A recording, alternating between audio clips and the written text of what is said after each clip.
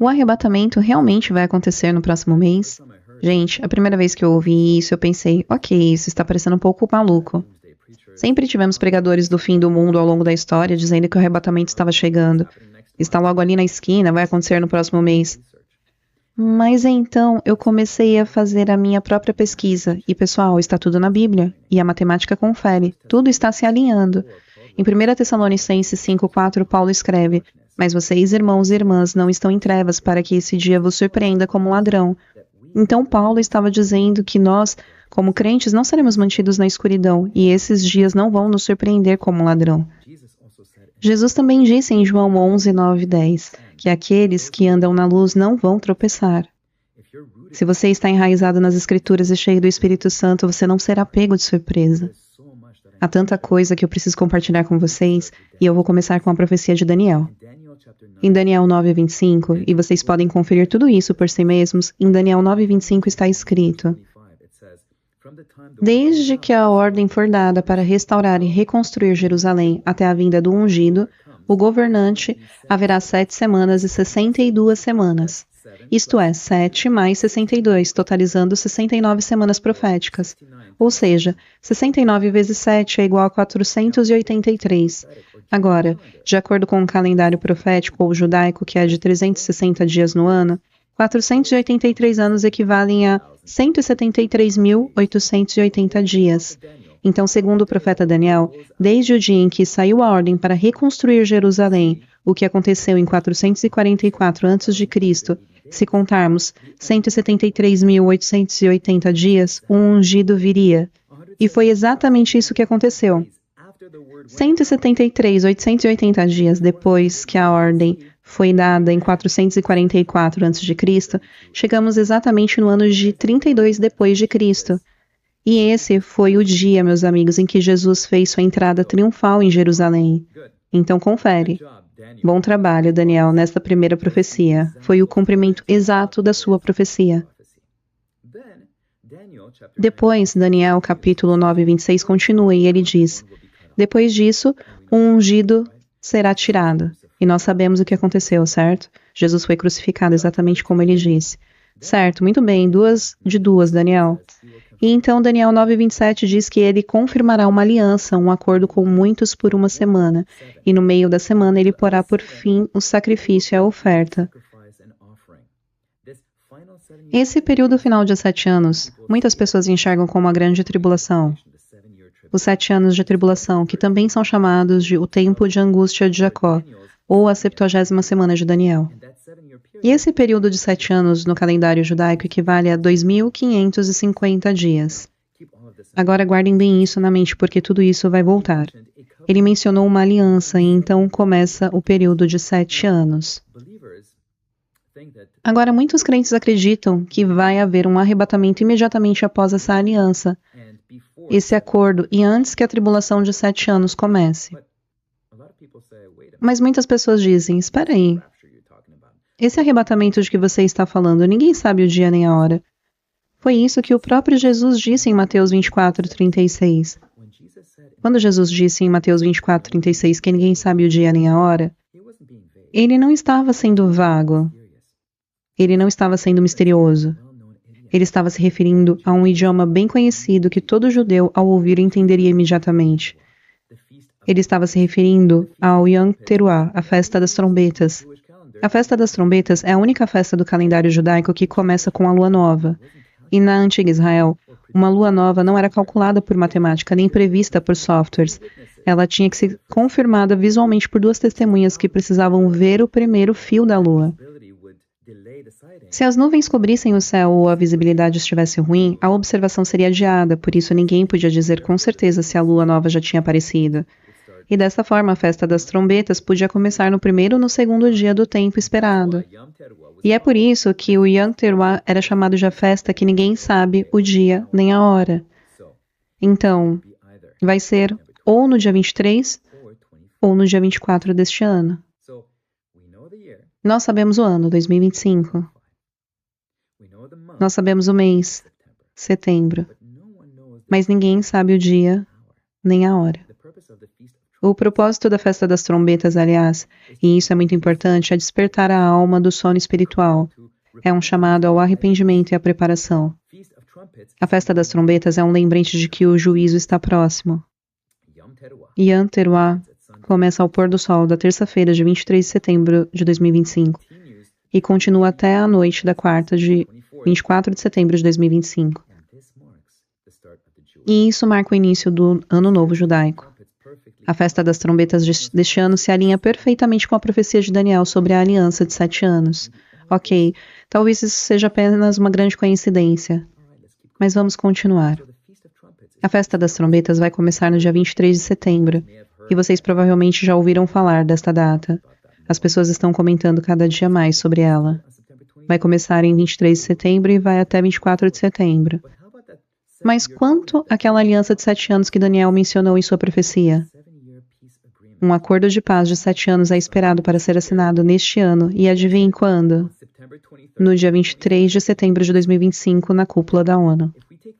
Agora, se pegarmos esses dias, e aqui é onde a coisa fica realmente impressionante, se pegarmos o dia 23 de setembro de 25, que é a data da cúpula da ONU, quando o Tratado de Paz de 7 anos provavelmente será assinado, e adicionarmos os 2.550 dias de Daniel, chegamos exatamente ao dia 15 de setembro de 2032. E o que há de especial neste dia, 15 de setembro de 2032? É o Yom Kippur, o dia da expiação, o dia em que Jesus vai retornar e restaurar Israel. 2032.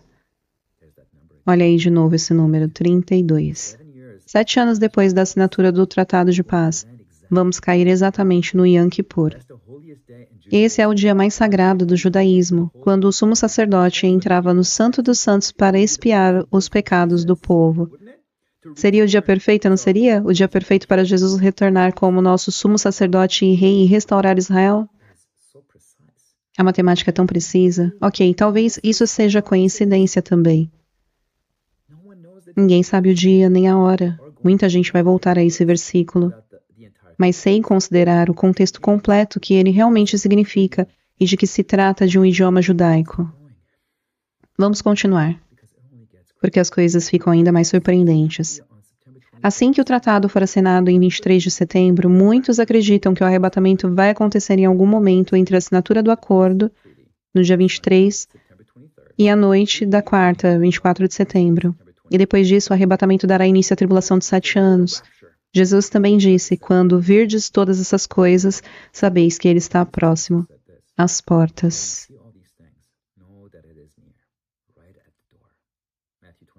Mateus 24, 33.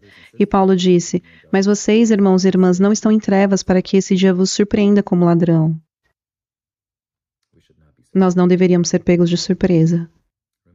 Lembre-se do 2.550 dias finais de Daniel, os 7 anos da tribulação. A festa das trombetas, em 23 de setembro de 25, até o Yom Kippur, o dia da expiação, em 15 de setembro de 2032, exatamente são 2.550 dias. Coincidência? Essas coisas podem realmente acontecer. Mas pense comigo, quando Israel se tornou uma nação? 1948. Meus amigos, quantas vezes esse padrão ocorreu? Exatamente 2.550 dias entre essas duas festas antes de Israel se tornar uma nação em 1948. 0. Nunca tinha acontecido antes de 1948. Ok. E quantas vezes isso aconteceu depois de 1948? Vocês não vão acreditar. Depois de 1948, depois que Israel se tornou uma nação, esse padrão aconteceu exatamente 6 vezes.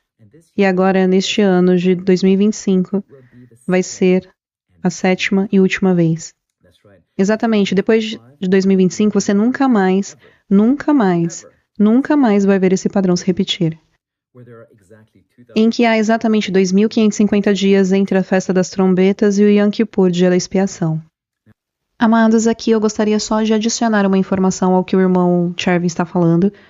A Bíblia diz que as festas são as sombras das coisas que viriam. Isso está na carta aos Colossenses, na 2ª carta, versículos 16 e 17. Portanto, ninguém vos julgue pelo comer, ou pelo beber, ou por causa dos dias de festa, ou da lua nova, ou dos sábados, que são sombras das coisas futuras, mas o corpo é de Cristo. Ou seja, essas festas, elas eram ensaios, elas apontavam para eventos maiores que se cumpririam em Jesus.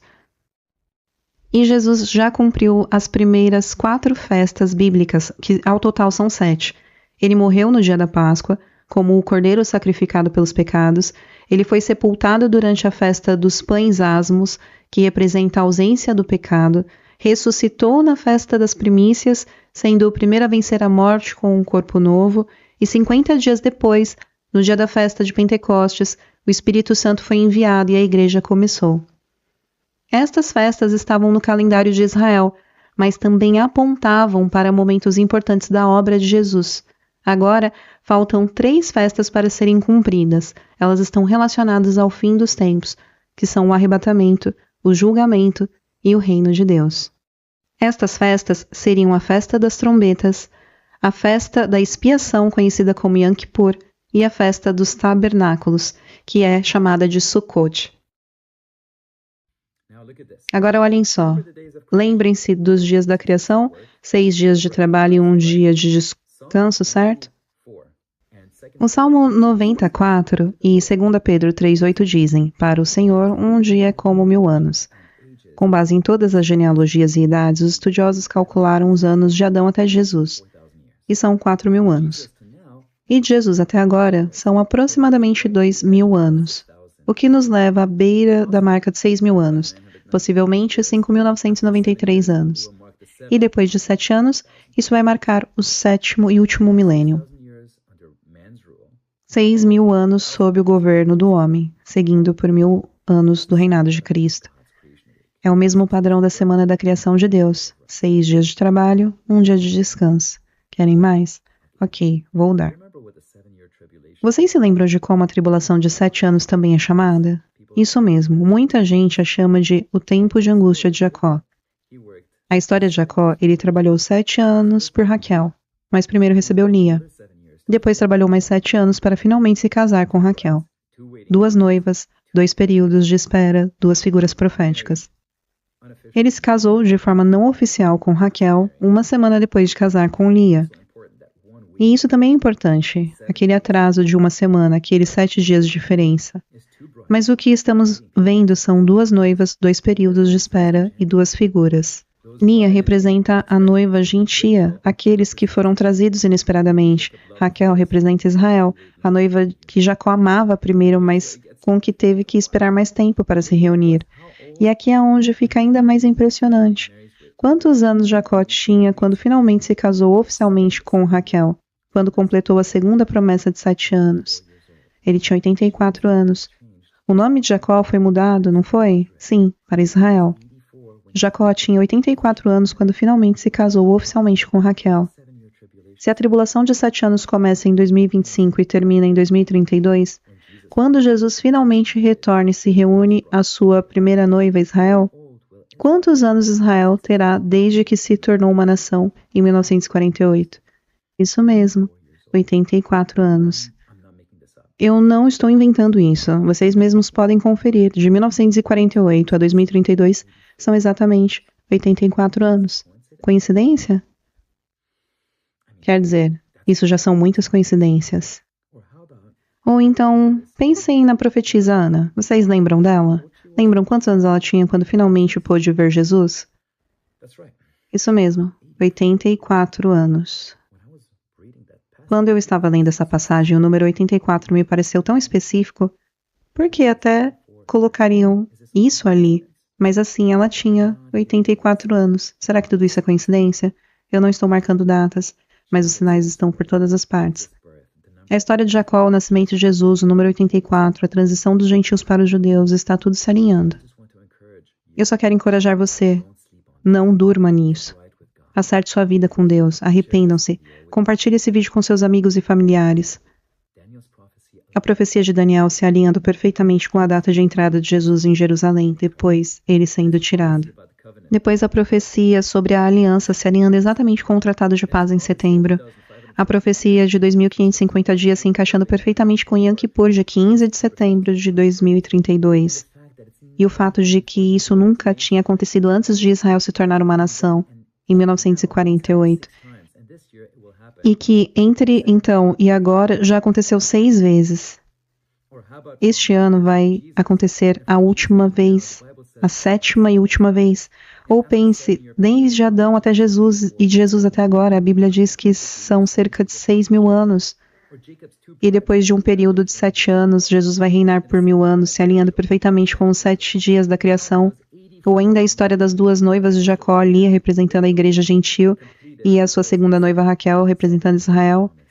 E como ele tinha 84 anos quando finalmente se casou oficialmente com Raquel, cumprindo a sua segunda promessa de 7 anos. E a nação de Israel terá exatamente 84 anos quando a tribulação de 7 anos terminar em 2032. Ou pense na profetisa Ana, que tinha exatamente 84 anos quando finalmente conheceu Jesus. Ou então em como Jesus entrou montado num jumento em 32 depois de Cristo, e exatamente 2.000 anos depois ele entrará novamente em Jerusalém, em Yom Kippur, dia da expiação, quando Israel estiver com 84 anos, assim como Jacó. É muita coisa para processar, é realmente muita informação para qualquer pessoa absorver, mas por favor, reflitam sobre isso. Eu não consegui dormir quando fui inundado com todas essas informações. Jesus está apontando para uma estação. Ele não está nos dando uma desculpa para pararmos de vigiar, mas sim um chamado para começarmos a vigiar ainda mais, para nos aproximarmos dele, para anunciarmos as boas novas. 1 Tessalonicenses 5:4, Paulo escreve: "Mas vocês, irmãos e irmãs, não estão em trevas para que esse dia vos surpreenda como ladrão." Nós não vamos ser pegos de surpresa. Jesus também disse em João 11:9-10 que aqueles que andam na luz não tropeçam. Se você está enraizado na Escritura e cheio do Espírito, não será pego de surpresa. Muita gente afirma que Deus é o Senhor delas, mas da boca delas só saem blasfêmias e impurezas. Não tem temor de Deus, não tem desejo de santidade.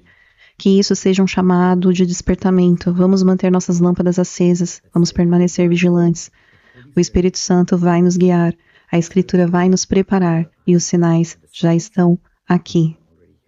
Deus os abençoe. You may be at church, you may be at work, you may be asleep. God grant that you will be ready when He makes His personal appearance. My God, what if His appearance occurred on a Sunday morning? My prophetic word to you this morning is get ready! Get ready!